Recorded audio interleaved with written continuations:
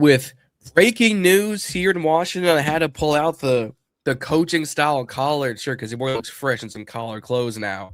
We officially have a new offensive coordinator, and which means we obviously had to drop our 2.0 mock draft. Jon, Nick, BIB Draft HQ. Let's get into this.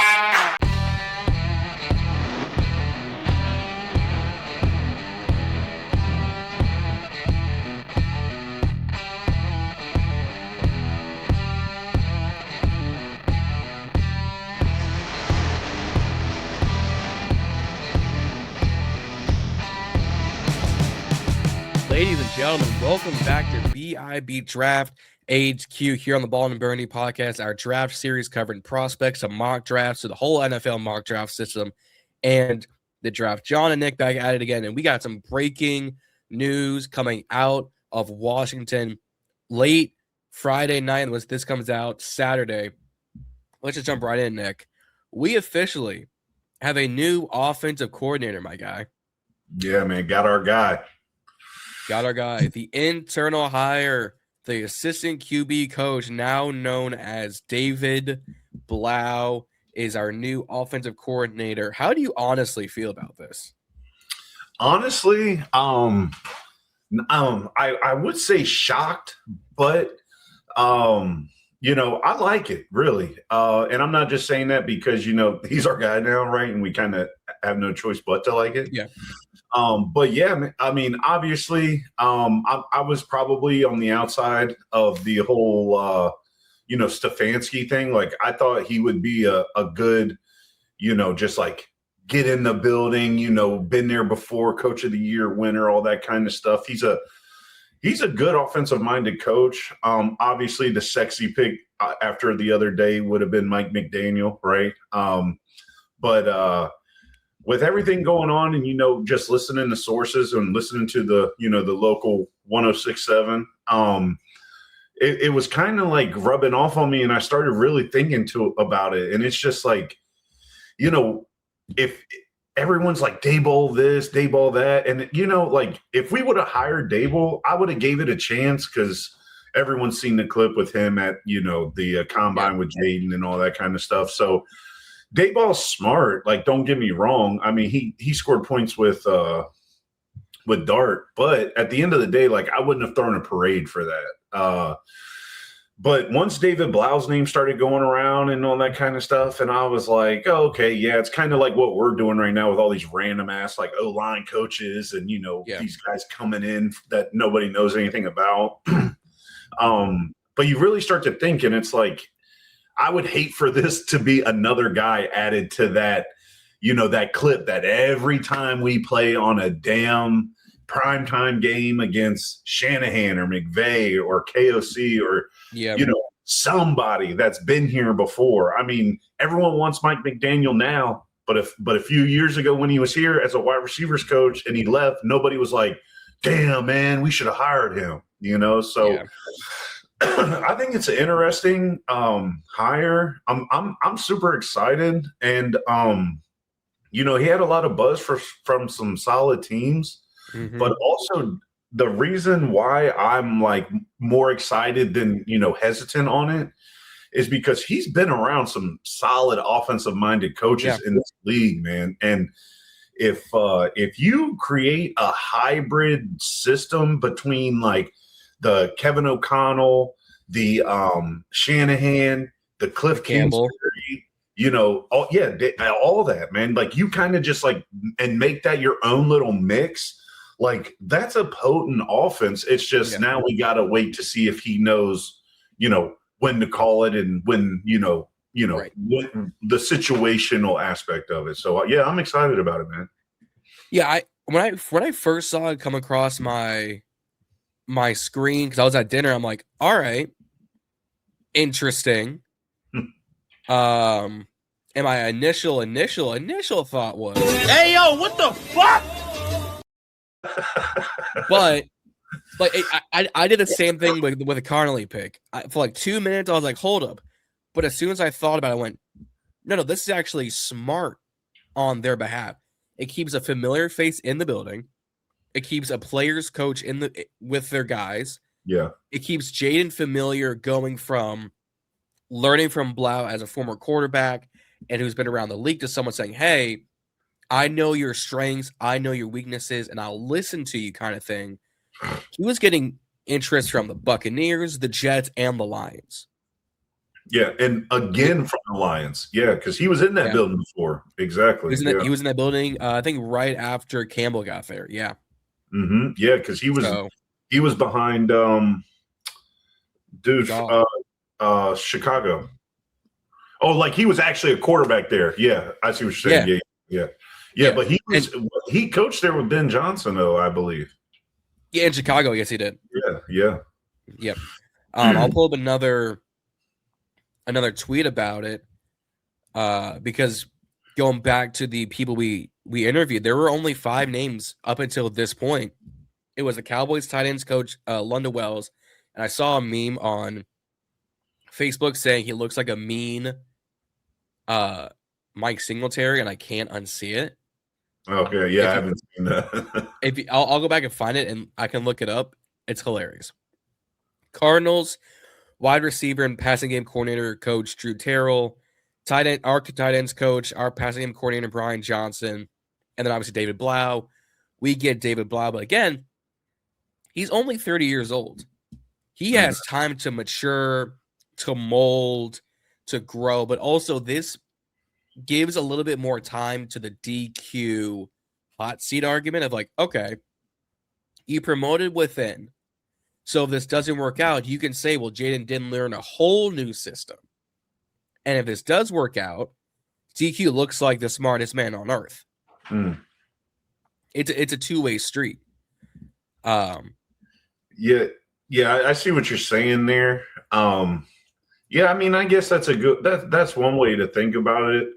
But I think you hit the nail on the head with the whole, like, you know, hey, okay, if all those reports were coming out about Jane being pissed off that we got rid of Cliff and, you know, him and Pritchard were real tight or whatever, you know, who would be the next guy? And that would be Blough. So and this helps. I think it's just an easy, like, hire, but I also don't think it's 100% that in itself. I think Blough is like a solid, you know, option. And, you know, obviously we didn't interview anybody else, so it's hard to say or whatever. But the name that really sticks out to me, and I did say this in the group chat with us the other day, is I'm shocked that we didn't, like, one of the first interviews we was publicized or, you know, public on the radio or TV, whatever, was the Brian Johnson.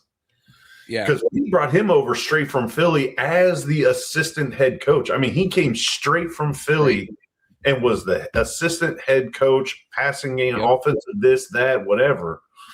And for him to get hired over, for Blough to get hired over Johnson, and, you know, Blough was the one that was getting ready to get interviewed by Detroit and Minnesota and all this stuff. Brian Johnson wasn't going nowhere. So, you know, maybe it's a solid hire. And like I said, it's probably not sexy to the outside looking in. No. But, you know, I think it's worth the risk because you don't want him ending up on the graphic 4 years from now when he's the head coach of, you know, the Colts and he's sitting out there and he's winning 14 games and going to 2 Super Bowls in 3 years or whatever it is. So I like it. Yep. I said the Bucs earlier. I meant the Bears, the Jets, and the Lions. So 2 teams he's familiar with. This makes sense. I don't know why I thought Bucs. I saw B and S. I said Bucs. Yeah, you're good. But honestly, I would probably rate this a 7 out of 10. Yeah, it's not sexy. It's not flashy. It's internal. But I think it's kind of like the Dan Quinn pick. It wasn't our first option. Wasn't the sexy name. Yeah. It wasn't even going to be the first guy on fans' radar. But because he came with it, Dan Quinn came within division. Blough coming in, you know, in the building. Yes, he has some blind spots for the organization, but he also has fresh eyes of saying, oh, you know, these 2 screen passes can work 95% of the time. We'll toss those out. Let's see what I can do and do it a little bit better. I think he's going to bring some fresher eyes for only being 30 years old. Right.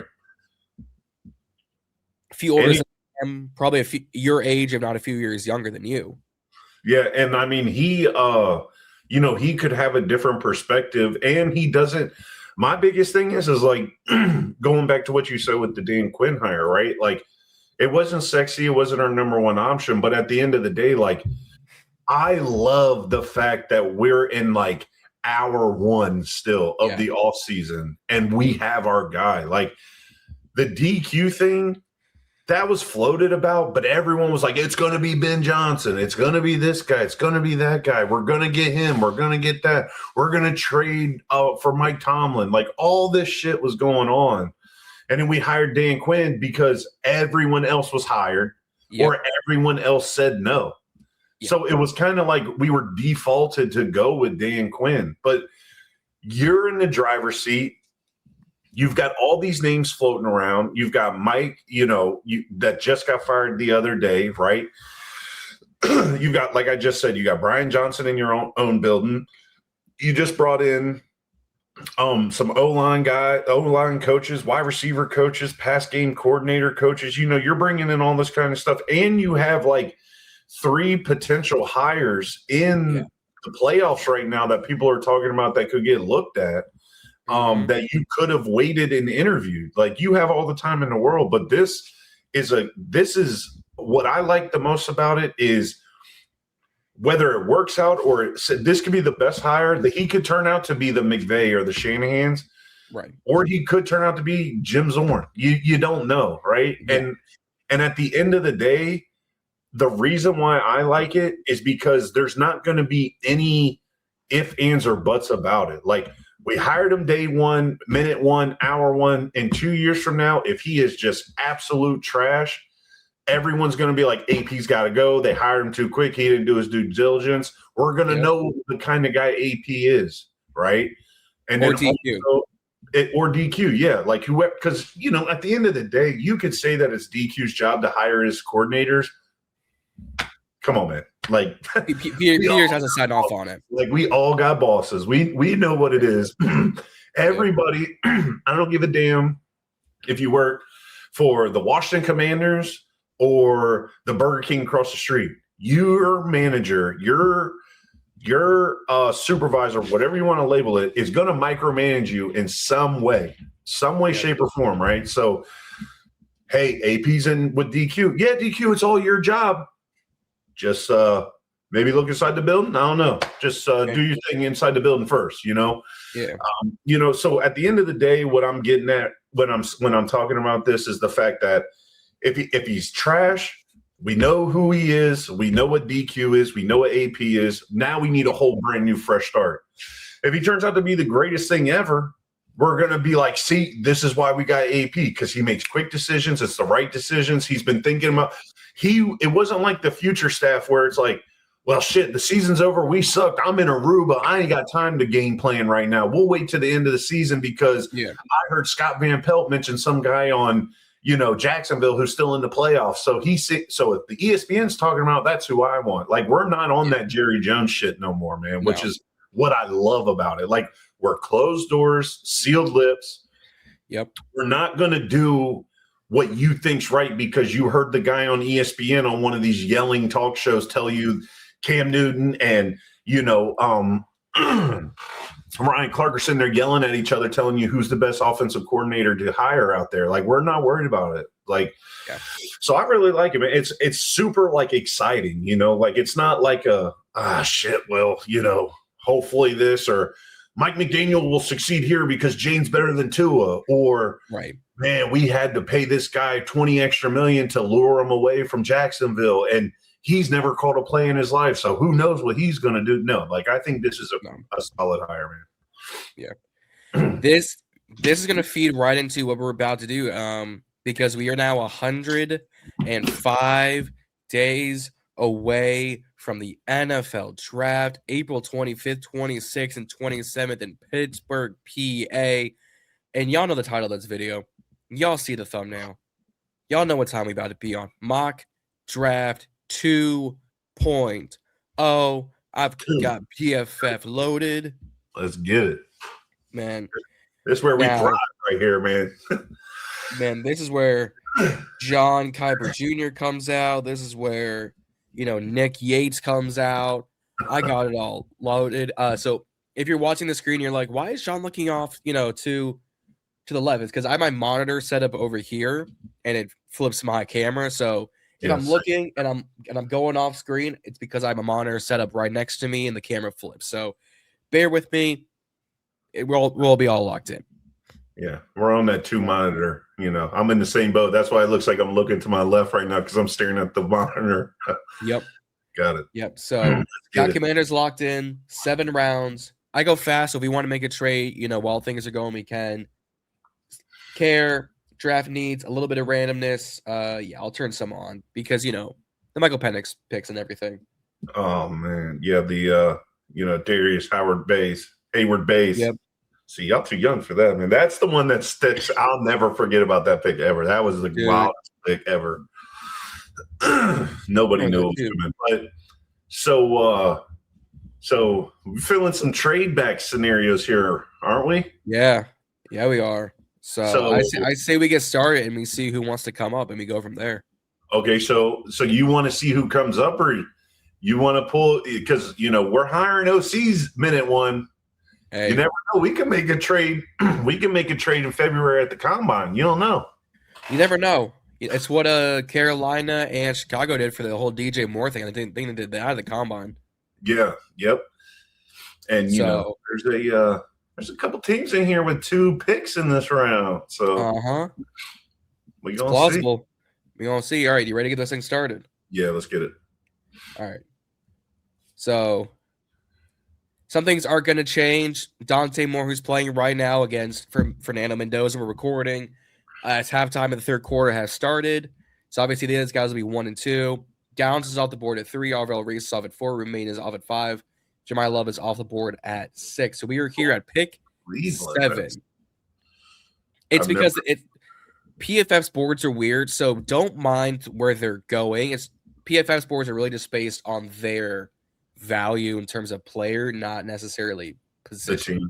Okay. Yeah. So all right. Yeah.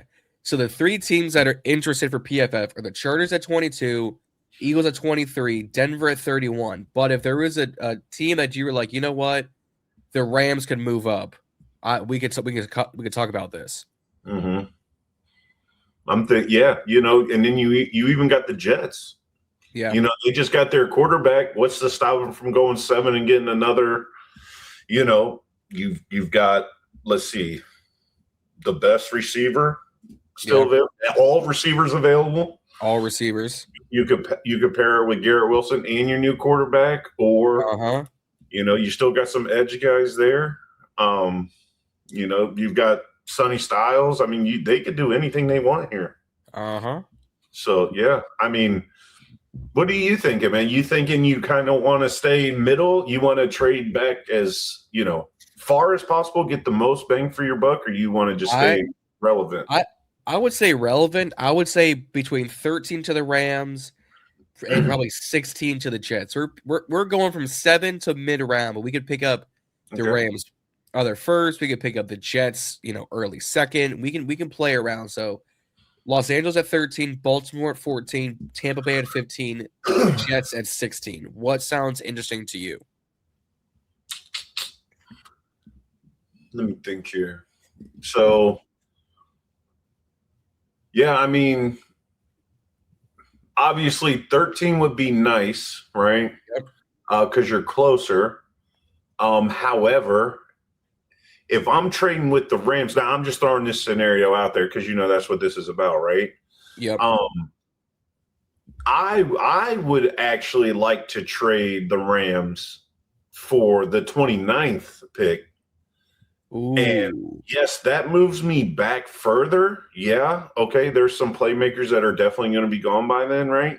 For sure. However, you go from 7 to 13, you might get that 61 there. You might get next year's round 2, something like that. Because they're not really moving up that far.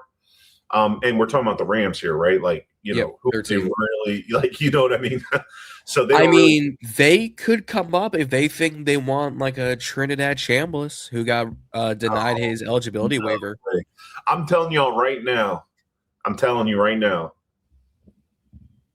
You already know who I think is going to come off the third quarterback. It ain't Ty, and it ain't a dude that raps with 2 chains.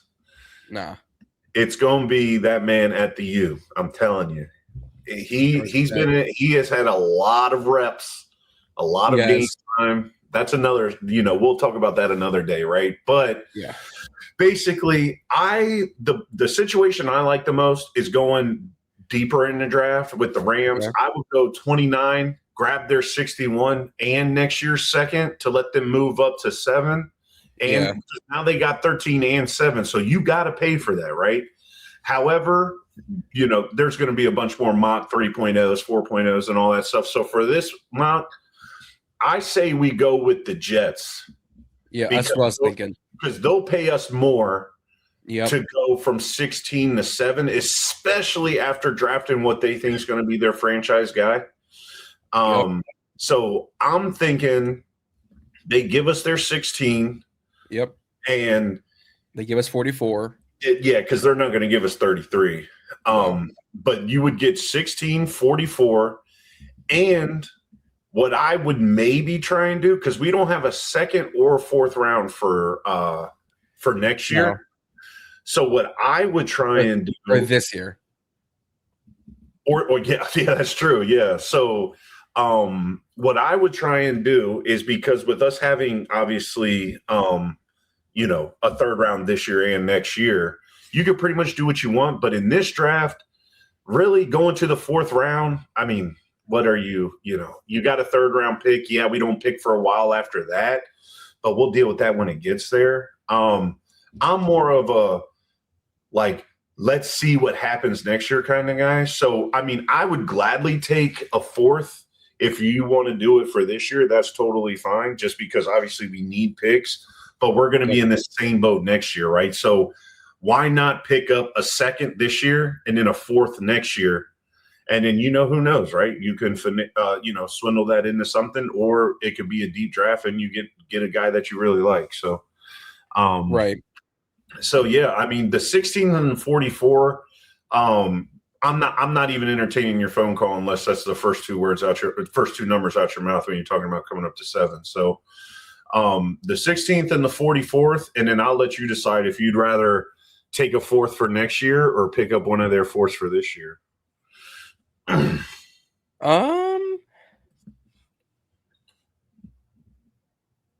I'm thinking probably grab 16, 44, 103, and maybe they give us like a 6th next year just to get us right in line with that Jimmy Johnson trade value. Okay. All right. Now maybe we swap 6, or you talking about just straight up they give us a 6 and we don't give them anything back? I mean, we could be like, hey, I want 218, we'll give you a 6 next year kind of thing. Like swap, do some 6 swaps. Okay, I see what you're saying. Yeah, just because we're drafting for this year on this mock draft, so yeah, let's get the picks for this draft and see what we can turn them into. And yeah, there you go. Yeah, they'll give us their 6 this year, and we'll give them ours for next year. Next year, yep. And then so it really turns into 7 for 16, a second, and a 4 to move up. So we're gonna force this trade. Big trade. And I'm also doing the Jimmy Johnson calculator, and we're pretty in line because I want to make these trades somewhat realistic. Yeah. So let's resume the draft. So they go David Bailey there. They need edge. Yeah. I don't blame them one bit. Restart. So we're here. Hey, Paul. So we're here at 16. There's still a lot of good players on this board. Cowboys did not go Sonny Styles. They went Gerard McCoy. So, I mean, there's Denzel Boston, who I really like. Romello Height, I really like. You still got Sonny Styles and company. I kind of like Denzel Boston here. Get us a 6'4" wide receiver to pair with Terry. Only two jobs in his like in 2025, coming off 881 and 11, 834 and 9 the year before. Can do the contested catch, can go deep, can do the slot. Yeah, man. Yeah, I'm gonna be real, man, because that's what this is about, right? I'm not really feeling him here. I think right here, especially trading back from 7, I think you have to go defense. And Sonny Styles is just, staring me right in the face, man. I mean, that is a day one starter franchise linebacker for you. Cover. Okay. Can, Bobby wants to come back one more year. Well, Luvu can now get traded very comfortably. You know what I mean? Yeah. Bobby retires, Frankie stays. Well, now Sonny just fills in that spot. So, yeah. And, he's already better than McGee, in my opinion. So, Yeah. Okay. I like Sonny Styles here. Now, if you wanted to, go to corner real quick. It's Avion Taylor or Terrell. It's Colton Hood. Yeah, okay. I like these guys.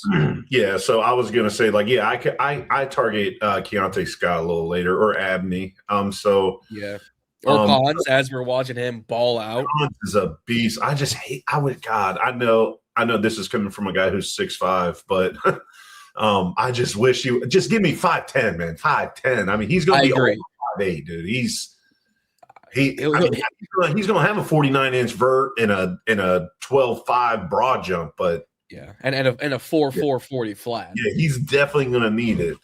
But yeah, in my opinion, man, I think you definitely go Sonny Styles here because the best edge available was Cassius, right?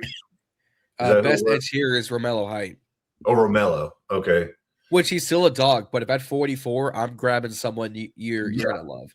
Yep, I was just yep. We're already on the same page. Yeah, so I'm grabbing Sonny here. That's what I'm already. I like it. I think first round mine, but I think if we trade back and we got him, I'm cool with. That's gonna piss Cowboys fans off, and I'm all here for that. They sat there before us and didn't take it. So exactly. I mean, plus, I think they could attack Anthony Hill in the second round, or Corian York in the second round as well. So here at 44 with the trade back from the Jets, there's still a lot of good pieces. Chris Johnson, Zion Young, AJ Halsey, Keith Abney. I'm sticking with could be national champion. I'm going to the U. Yep. I'm taking it. It's going to feel rich. There was, I think, an ESPN or a PFF mock draft who had him as a late to mid first round pick. Yeah, and click Anthony Lucas real quick. Get out of USC.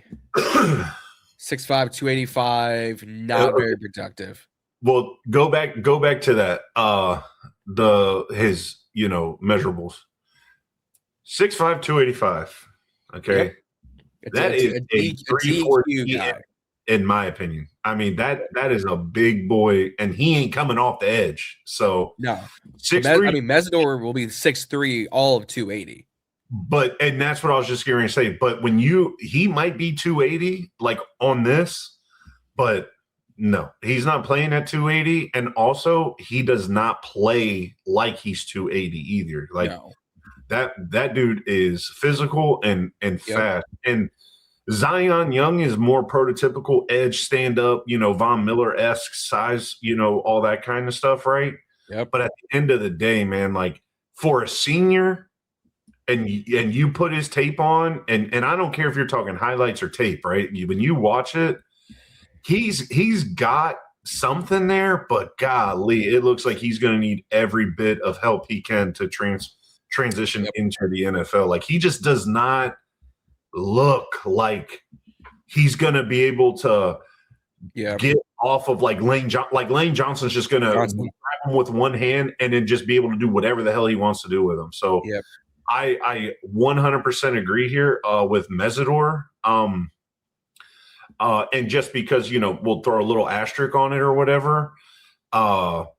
If say, for example, Mesidor was gone here, I would definitely probably target a, maybe a playmaker or a DB like Abney here, because I really do like Derek Moore coming out as well. So I would. Oh, I do. Oh, I do too. Totally fine with taking Derek Moore if Mesidor wasn't there, and then go take like an Abney or someone like that. Yep. But Yeah, we're in agreement. Mesidor here. Yeah, I'm there. I'm with you. All right. Pick 71 is on its way. I have an idea who I want to take. Baltimore after that. What did I say last mock? Every year, the Ravens, everybody they take, I'm just like, damn it, I wanted him. And if it's on defense, they're gonna ball. I agree. They're gonna do it. I agree. All right, here at 71, I think we go offensive side of the ball. We've gone back-to-back defense, back-to-back playmakers. I think we go here wide receiver, and I think we take the current Indiana Hoosier and Omar Cooper Jr. He is special. Okay, yeah, he's good. I agree. I really like CJ Daniels as well. Yeah. Brazil, I can't believe he's that high. I think that's real rich for me. Jacoby Lane's flirting with the richness. Yeah. Kyler Bell's cool, but he is what he is. But go to tight ends real quick. See who they got. I think you said Max Clare, right? Yeah, Clare, Injuries, Trigg, Stowers, Jolly, the usual suspects. Yeah, see, I don't think I love Eli Stowers. I think he could be the next like Jordan Reed type. Yeah, I really do like him. And if everybody who remembers Jordan Reed remembers how much of a luxury it was to have him. And a lot of people talking about Kyle Pitts this, Kyle Pitts that. I would literally rather have I like Injuries a lot because he was in Cal, I think, last year. Or something like that. Cal, I think he was on the West Coast. But dude, I loved Injuries last year coming. I thought he was going to come out and draft, but he ended up transferring to Texas, which obviously, made a lot more sense than potentially not getting drafted till the 7th round. But sitting here at 71, these tight ends are going to fly just because it's a mock, But all 4 tight ends sitting there in a real life scenario, I'm good with waiting on that. Now, what DBs are there? Oh, McNeil, Warren, Pons, Wheatley, Julian Neal. Julian Neal. Hey, I've been high on Tav, Hubbard, Igbenison, and Stukes and Jalen Husky. So I think between like 145 and 186, we could take some more DBs. Yeah, because I like me some Julian Neal and D'Angelo Pons. I'm not even going to lie. If this was me sitting in the recliner doing a mock draft on my phone, I'm probably taking a corner here. But like, because what Julian Neal's what 6? Yeah, 6'2", 208. Pons is gonna be 5'8", 5'9". Yeah, he's 5'8". Yeah, 173. He's so little. But a ball hawk, like a playmaker. He is, man. He really is. But so is Emmanuel Forbes. So but Emmanuel Forbes was 6'1" in 160 pounds. So that's a little different. But he didn't have ratings like this. No. But no. All right. So you're thinking offensive playmaker? I'm thinking offensive playmaker, especially with Blough coming in, and he's going to need some young pieces. I'm thinking we go Cooper Jr. I think he could go much, much higher than this with his performance in the playoffs. But if he's here at 71 and we take him, I'm calling this a home run hit. Okay. Yeah, I can get behind that. That's fine. Right. I'm good with that. Yeah. Plus, we have 103, so some of these guys will probably be there at 103. There goes Moore. McNeil Moore into the Bears. I like that. All right. Here at 103. Oh, yeah, J-Rod to 102. All right. Touche. So back to DBs. Lee, Scott, Muhammad, Sab, Genesis. Yeah, go to corner only. These guys scare me because Malik Muhammad is in that same boat of like 5'10" to 6 foot. Yeah, and he's. I mean, he was okay. Yeah. I like Igbinison right at that 145 mark. A 6'2 corner. Got a lot better as he progressed. He is going to get so many PI calls. Oh, for sure, though. For Mhm. sure. He plays exactly like Lattimore does. I mean, exactly. There. I mean, when you watch the tape, you don't know if you're watching the right guy or not. Right.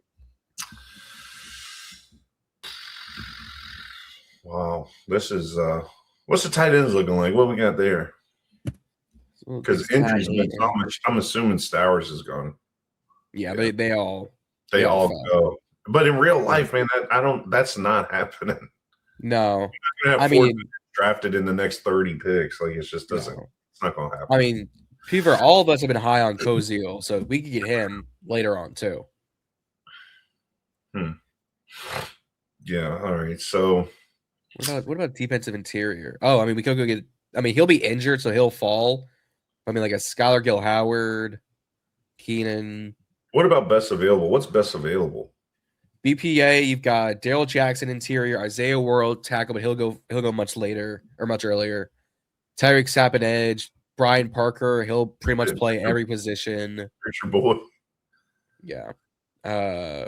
Jay Sean Barham, he's a good talent. Eric Singleton, a really good wide receiver who I think he's going back to school and he's crystal ball to my Florida Gators. Genesis Smith, a very underrated safety out of Arizona. Go get one of Bill's teammates. A 6'2 corner. Up and down year, but it was up and down for Arizona. So it's an idea. What about another potential trade back? You thinking double trades? I'm thinking we need something for the future, right? Yeah. Right now, Bengals. It's like you got to do it. You got to do it, you know? Yeah. Bengals at 110, Bucks at 116, Vegas at 117, Jets at 175 are all interested. Where do you see the different teams? I'm only seeing the Bengals. For whatever. Oh, I got you. I'll just put them out. So Bucks. Oh, I got you. Okay. Raiders. I don't know why the list doesn't do the screen record. I don't appreciate that, PFF. Come hire me and I'll help you with your simulator. Trust me, I'll help you. I kind of like Raiders here at 117. You fall back 14 spots. What if you did a because Raiders are hurting too, man. Yeah. You might be able to catch them slipping. Maybe you give them the say you do now. This is going to pain me to say because this is my boy, right? Payne? Yeah. 103 in Payne, and then you get 117 in next year 3. You think they'd do that? Or you think they'd stick with a next year 4? I mean, I probably would have done that for like their 67. I wonder if we could get Payne straight. It says we can get Payne straight up for 117. Maybe like 117 and 181 for just Payne. See if they would do 117 and next year's 3rd. See if they do that. That's a 40% chance. Yeah. What about 117 and next year's 4? Yeah. Come off some cap space too. I like this. Hurts my soul, man. I love Payne, to be honest. But for the sake of the mock, let's do it. Let's do it. Let's do it. Yeah, let's do it. All right. So we pick up some extra picks this year. We're still here at 103. Yeah. So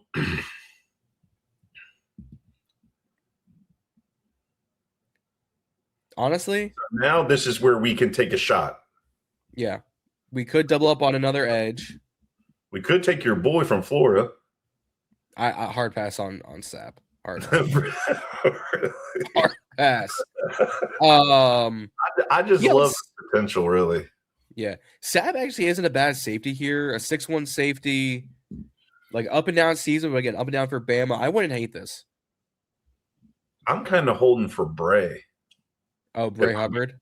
Yeah, if I'm going to go safety for them. Touche. I mean, we could grab what about running back? Go get Bill a running mate if we don't get K9 or someone else. Like a Katron Allen. Yeah, I like him better than Singleton. 1,018. Only one drop on the. I say we pull this trigger. Because this is a shot. Yeah. It's a shot, but it doesn't feel super rich. No. And they're both there. What do you think? What is that? What's that? 15? No, 14 picks? 14 picks. 20, they both be gone. 20 picks? 103 to 117. 14. Go with Katron. Go K Allen. Yeah. All right, Katron Allen, you are a commander, my friend. Watch us say that. None of them would have gone. Ha! None of them? Yeah, it's fine. Nope. Oh, well. But that's what we trade to take a shot, Yep. Like that in that situation, you've got two picks pretty much right back to each other. Nobody's screaming at you. You might as well take a shot on the highest potential upside. Yep. To score points. So I agree. So do you want to go Bray Hubbard or Michael Taft here at 117? Because we don't pick it till 145, and they both will be gone. Mm-hmm. Who's the corners available? Because we don't have a corner yet, do we? No, but I have a plan for that. Kilgore, Dixon, McBennison, Takario. I have a plan at 145. Okay. If we go safety here. Who's edges? Who's still at edge? I know we got Kenyatta, Malachi Lawrence, new name, Namde Tucker. He's a new name that came in from Western Michigan. Really good season. Good for him. But I mean, it's that's the dude I was telling you about. Yeah, but it's also Western Michigan, so yeah. Well, that's the thing, and he left a school that he couldn't get any playing time at. Exactly. I say we go Hubbard or Taft here. I kind of like Tafford a little bit more as an overall athlete, and he'll be healthy by camp. See, that's why I'm more on the break because he's not injured right now. Touche. I mean, I'm good either way. I'm good either way. I'm in the same boat as you are. I would go Bray. You would go Mike. We're both good either way. But it's a flip of a coin, really. Let's say does it give you their stats like they're 40 or anything like that? Not yet. We won't know any of that for a while.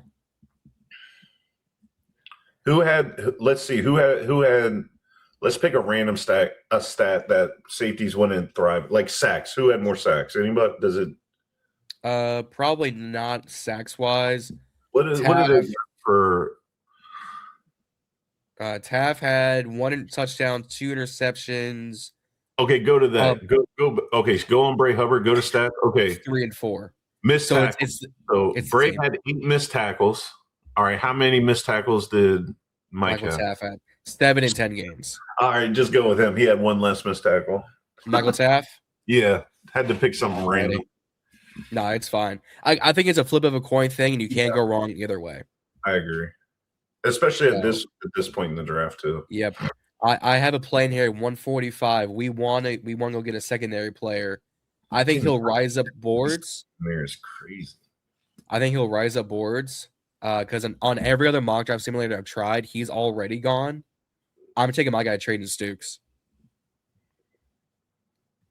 a 6'2" corner, 4 picks on the year, 6 in his career, in 10 games, a 35.9 passer rating, plays in the slot, so that gets Mikey out of the slot, puts Mikey back on the outside. Yeah, but didn't he transfer from like UNLV or something like that? Where'd this guy come from? I will look real quick, but if he's still here, I'm gonna go get this kid. Unless it's another Arizona corner or a UNLV corner transferred out of Arizona, something like that. Traden Stukes. No, Traden Stukes has been Arizona his entire life, 2020 to 2025. Maybe it's a different corner than I was looking at. And this is statistically his best year. He even has a sack this year. 6 passes deflected, 6 incompletions. passer rating. Jesus, dude. I mean, even if you want to do these together and split it in the middle, you could call this a 50-something, 60-something passer rating. Yeah. You know more about this guy than I do. I'm not even gonna lie. So, yep. I mean, the size and the stats alone, I like. Yeah, I mean, if you like him here, I'm good with it. Alrighty, I'm gonna go get one of my guys and trading Stukes at 145. So, linebacker, edge, wide receiver, halfback, safety, and corner. So we've gotten some playmakers, we've gotten some pass rush, we've gotten some secondary reinforcements. Here at 186, I'm thinking we go get some depth because B Dash is on 1 year left and he's injury prone. Yeah. Now go to the interior O line real fast. Yep. I think there goes Tanner. But I think Pat Coogan's already gone. The Indiana center. He's already gone. So scroll down a little bit.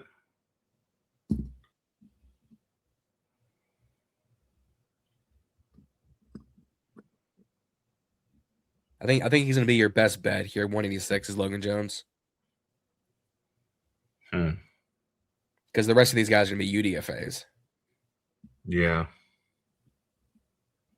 Okay. What's that tackle? Just for S's and G's. Emil, Famo, Pritchett, Crownover, Rucci, Malman. Wagner's okay. Wagner's not terrible. Yeah. I've taken him a time or two. 6'6", decent pass block.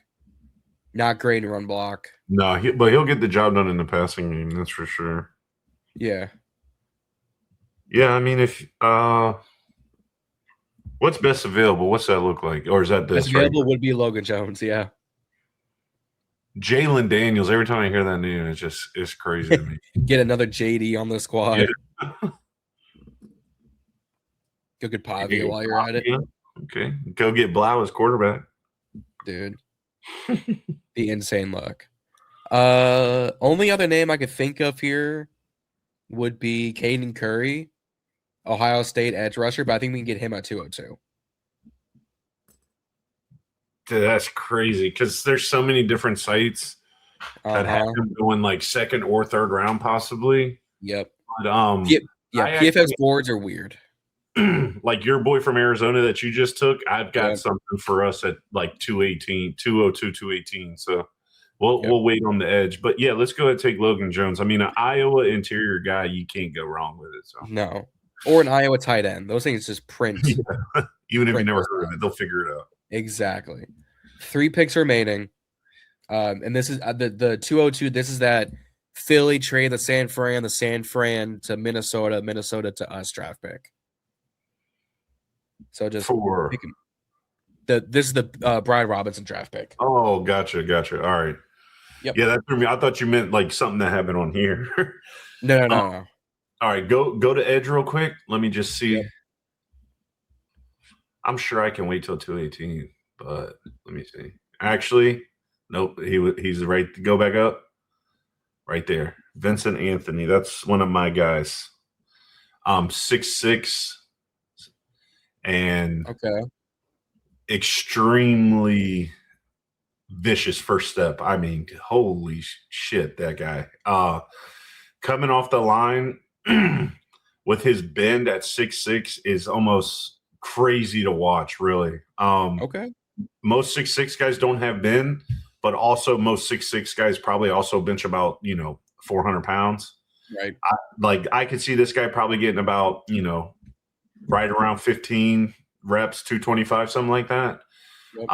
But I could see him running easily, 4.6 or sub 4.6. So, yeah, and he's got tremendous bend. I really like him coming off the edge, especially as like a back end guy. I really do like Vincent Anthony. So that's who I would take here. I don't like that whatsoever. I was thinking Caden Curry because Ohio State guy. Big physical. Imagine him being there. I would definitely take now for everybody watching. I'm every day of the week, twice on Sunday, blindfolded, whatever you want to label it, I'm taking Caden Curry over Vincent Anthony no matter what, right? But there's no way, man. If he got selected day 2, I would not be shocked. And into like a team that doesn't even need edge. Caden Curry can just get it done that way, you know. And he's such a hard-working, hard-nosed guy, man. Like Jim Harbaugh or Vrabel, like defensive, like hard-nosed blue-collar coaches like that. There's no way they're letting that guy go, man. I agree. You're gonna see him there, and they're like, screw it, we're taking him. So yes, I would take Caden Curry over Vincent Anthony, but I truly do not think that he would ever make it this deep. So I would take Vincent Anthony here. I'll go with you. I agree. PFF boards are funky. Yeah. I'm not the biggest fan of them. I primarily just use them for the mock draft simulator, but I digress. Let's go get us a fullback. Dude, Heidenreich is so fun to watch, but problem is we also have Ben Sinnott, who was pretty much a fullback at Kansas State. I think we need some interior help. Okay, so I was gonna say go to D-line, but I was also gonna say go to linebacker after we looked at this. So I think we're pretty much on the same page here. Yep. But right now, good. That Landon Robinson's been getting talked about a little bit. Yeah, talked about him on my defensive interior draft. Purely 6 foot, like small interior, but I mean it's a pass rush interior with 8 sacks. Against guys like Temple, Notre Dame, Army, Cincy, USF. The armed forces guys scare me though, man, because they can get called into action at any time. So yeah. And I mean, and that's obviously their right. That's their duty. So I wouldn't. Yeah, I respect it. I respect it tremendously, right? But yeah, you got $1 billion organization on the line here. Go to linebacker real fast. Let me see if my guy's there. El linebacker. Yep, there he is. Yep, I like Scooby. Playing right now. Oh, you're talking to Brochet? Yeah, man. 2-sport athlete. Yep. Part of the Caucasian collision unit. Yeah. Dude, this guy is like the next fucking Brian Urlacher, man. This guy just looks like the middle linebacker that is just like I don't know. He's your prototypical just white fucking Brian Cushing, busts his nose all up and takes his helmet off and headbutts you with your helmet on type of shit, So I mean, granted, we did take Sonny Styles at the top though. Yeah, no, I know, but I mean, I don't know how confident you are in that linebacker room. I mean, I love me some McGee, but McGee's okay, and I know we just drafted Kane, but yeah, we got to see what we have in him. Yeah, no, I mean, I would like it because Bruce he would obviously, or Bryce, I mean, he would obviously fill in on special teams as well right away. But yeah, I mean, we did trade Deron Payne, so yeah, we probably do need some D line. I mean, we could go Bryce here and still go D tackle at 223. Yeah, because we got still have Noon on the roster. Oh shit, it's gonna piss me off. We just signed him to the future deal. 66. Ricky Barber. Yep, Ricky Barber. Yep, Ricky Baba. Yep. So with him and then Sheldon Day will be back. I don't think he's going anywhere. I think Dan Quinn loves him from Sheldon Day. I mean, I think he's okay. Yeah, but gets the job done. Yeah, exactly. And I mean, yeah, it's up to you. I mean, D line, I feel like at this point it's just a guy that you can get from free agency that's actually done it before type of thing. Yeah. The poor potential linebacker that could be, London Fletcher. Yeah. I think if we want to have some fun with it, I say we go Boucher here and then we grab Landon Robinson at 223. Yeah. Because DQ loves him some military kids. Yeah, let's do it. Or we just take both of them, the fullback and the That would be hilarious. I think as long as we have Senate, they're not going to get a fullback. But I mean, Heidenreich is super fun. I'm not going to like knock the kid. Like, well, actually, pretty much the same size as Landon Robinson. What tight ends are available right now? Because we still haven't taken all the backups. Yeah.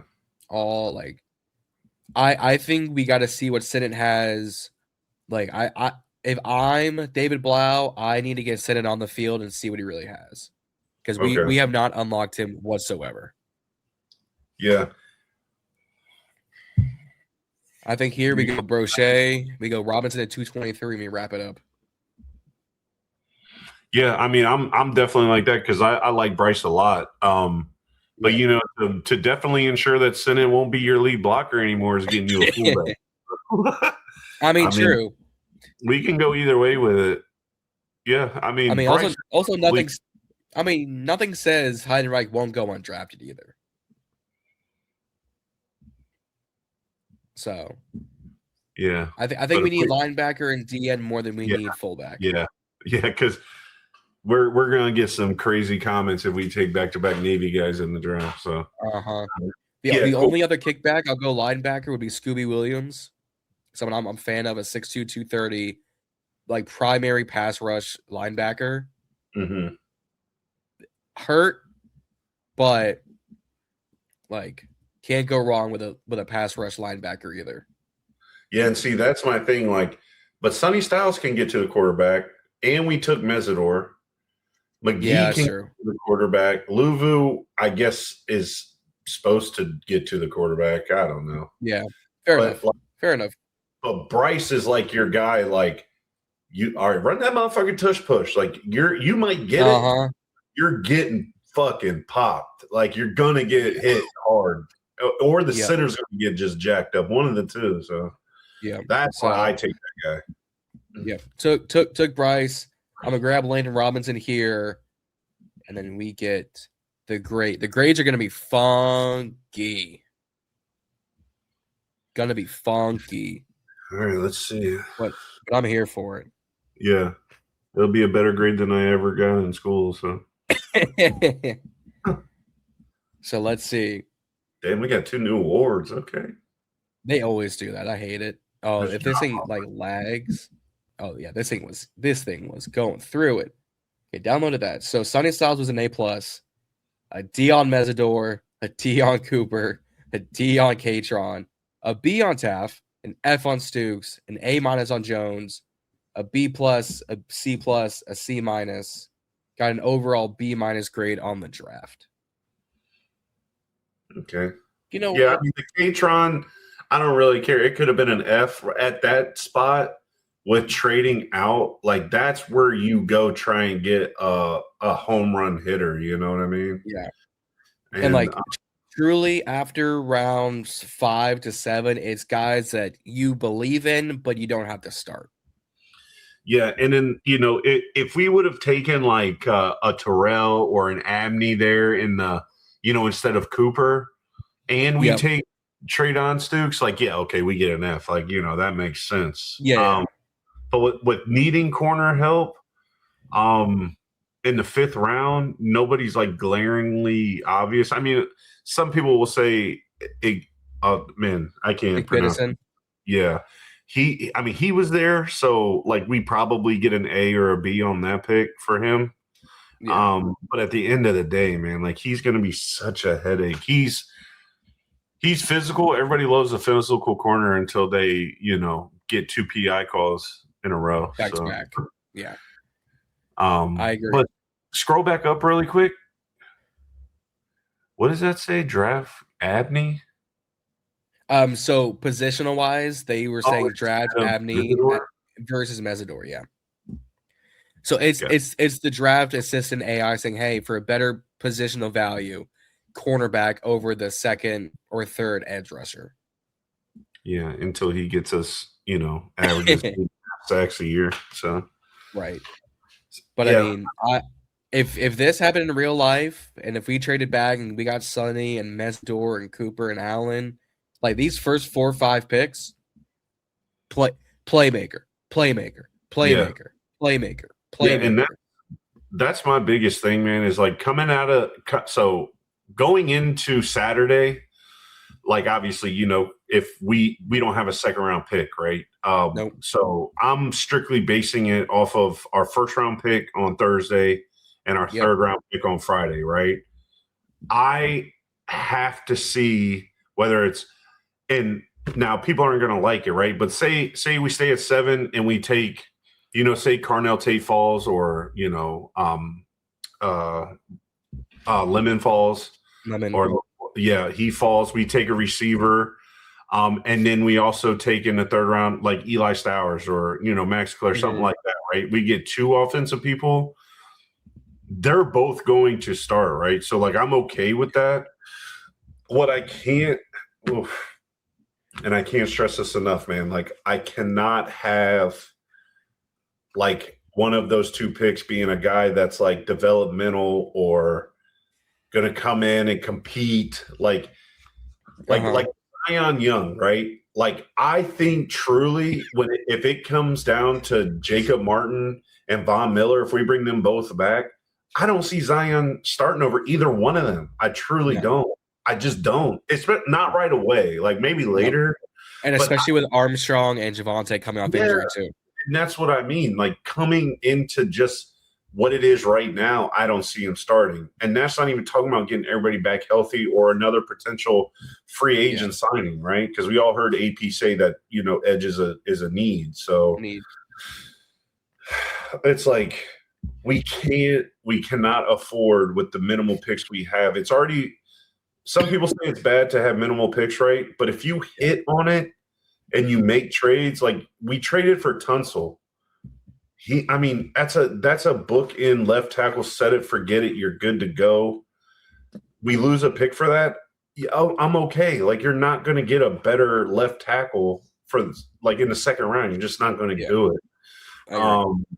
But what you can't do is you can't trade for Tunsil and then miss out on a second round pick, and now your third round pick that you have next is Zion Young. Like you can't do it. So my goal is to just have 2 picks be day one. As soon as we take them, we know right away they're going to start. Like we just know it. So I agree.